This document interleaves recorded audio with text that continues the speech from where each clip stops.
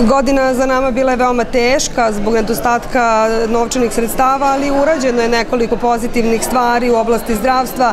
Šta je ono što biste vi izdvojili iz 2013. godine, a što će se pozitivno odraziti na građane u narednom periodu? Znate, ono što bih možda izdvojila kao najbitnije, to je da je preko 500 lekova dobilo cenu, pa prema tome i doveli smo građane u mogućnost da ih koriste. To je bilo blokirano. Bilo je blokirano izgradnja 4 klinička centra sa 150 miliona eura. Novac se polako trošio, a nisu ni projekti bili završeni. Krenuli smo, Niš se radi, ostali projekti su privedeni kraju. Očigledno će se prostor u ove najveće 4 zdravstvene ustanove na korist pacijenata upodobiti i moći će da koriste.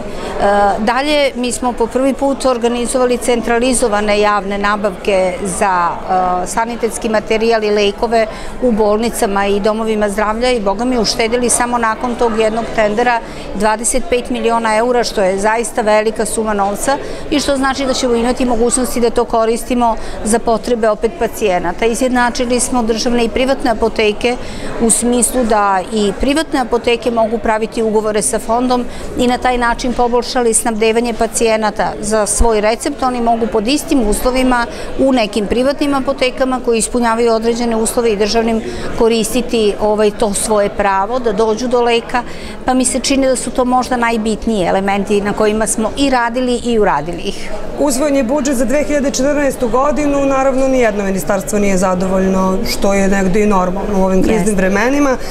Kakav je vaš komentar na novac koji je određen za Ministarstvo zdravlja i šta je ono akutno od čega će se krenuti u narednoj godini? Pa vi ste u pitanju zapravo rekli suštinu. Ne možemo biti zadovoljni, ali ne možemo biti ni nezadovoljni jer prosto para nema. Sve dok ne krene privreda, dok nema boljeg ekonomskog života za naše građane, neće ni zdravstvo moći da ima više sredstava, ali smo napravili apsolutni prioritet, pošto smo se orijentisali ka smanjivanju malignih bolesti koje zaista prete Srbiji po mnogim parametrima.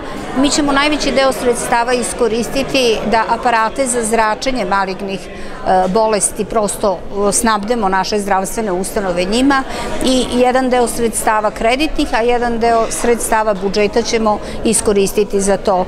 Usmerit ćemo naša sredstva na prevenciju i zahteve ka lekarima i njihovim stručnim timovima da se preventivno mnogo više radi, da se rano otkrivaju teške bolesti i radit ćemo naravno na promeni stilova života, jer u tome leži ključ za sprečavanje velikog broja kardiovaskularnih bolesti u kojima takođe imamo dosta visok nivo bolesnika, što nije dobro. Kad je već reč o stilovima života, tu možemo očekivati pomoć iz Evropske unije. Evo da pomenemo i mi da će u januaru da se otvore ti predpristupni pregovori. Naravno, na početku se uvek govori o Kosovu, o pravosuđu. Gde je zdravstvo u toj priči? Kada će da dođe u fokus interesovanja priključenja Evropskoj uniji i poboljšanje u zdravstvenom? Dobro, znate, mi intersektorski već funkcionišemo. Ne dobija zdravstvo baš samostalno kao zdravstvo, ali uklanjanje medicinskog otpada, što je bila zaista pomoć Evropske unije, onda snabdevanje iz pristupnih fondova Evropske unije, domova zdravlja određenim transportnim sredstvima za palijativno zbrinjavanje, dakle za podizanje dostojanstva pacijenata koji su najozbiljnije bolesni, a koji nisu u bolnicama nego su u svojim kućama.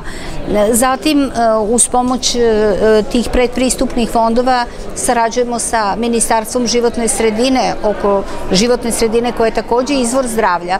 Znači, bit će prostora i za to. Međutim, mi se moramo oslanjati na sebe i na ono što će se u Srbiji događati, a sve što je došlo, dobro je došlo sa strane. Jedan slučaj, a i to je slučaj Maletine Ognjenovića i druge obolele dece u Srbiji prošle godine dosta je preokupirao javnost. Sada je doneta odluka da će država plaćati lečenje te bolesne dece u inostranstvu. Međutim, deo javnosti smatra da bi bilo korisnije da se bolje opreme naše bolnice, jer mi imamo već dosta dobrih stručnjaka stručnjaka za transplantacije, počelo je ponovo u toku ove godine se radi na transplantacijama. Koliko je to moguće da se sredstva nekako dugoročno usmeravaju ka tome upravo što ste rekli da se oslonimo više sami na sebe? Pa vidite, mi moramo ići na dva koloseka. Pre svega htjela bih da zahvalim donatorima porodica. Mi smo povećali broj onih koji su dali svoje organe da produže život čak na 40. To je zaista veliki broj. Na tome hvala u odnosu na prethodni period. Ali donatorstvo još uvijek nije na onom nivou koji nam poboljšava kredibilitet sa drugim zemljama koje se bave ovom problematikom. Nijedna zemlja to ne može sama da reši. Ali je tačno i to da mi imamo izvanredne stručnjake, da imamo prostore koje možemo opremiti i da moramo raditi na dva koloseka. S jedne strane, sarađivati sa drugim zemljama i biti atraktivni kao donatori i za njih, jer jedino na taj način možemo poboljšati mogućnost našim ljudima kojima je to jedini lek da odu tamo. Nije dovoljno samo promeniti akt, nego biti atraktivan i za tu drugu zemlju. S druge strane, treba raditi na stalnom usavršavanju i ja bih htjela da kažem da je broj od 70 transplantacija koliko je urađeno u 13. godini u odnosu na 28 iz prethodne godine jeste jedan korak dalje na planu savladavanja svih teškoća koje imamo kod pitanja transplantacija. Transplantacije su nekada zaista jedini lek pacijentima. Vi ste skoro ukazali ponovo na činjenicu da će nam nedostajati mladih stručnjaka, da nema dovoljno sredstava za njihovo usavršavanje. Kakva je sad tu slika? Hoće li biti bolje? Nije se nažalost promenila, mada sam ja odobrila 1700 specijalizacija. To se ne može dogoditi, popravljanje slike preko noći, specijalizacije traju jako dugo. Kad lekari i steknu status specijaliste, oni još uče svoje veštine.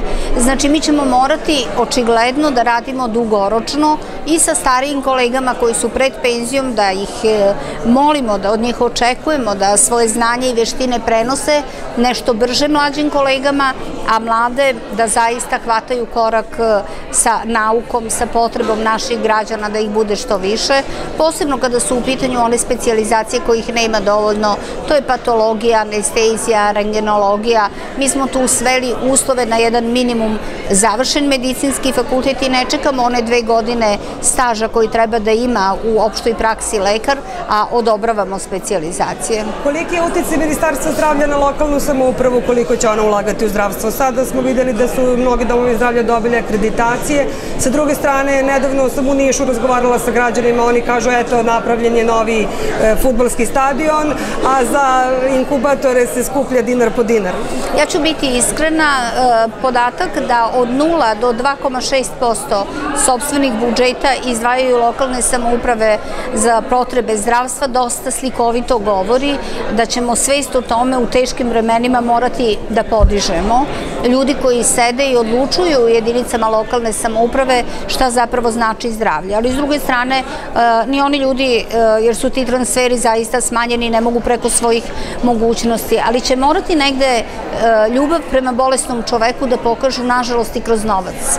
Hvala vam puno na ovom razgovoru. Hvala vama.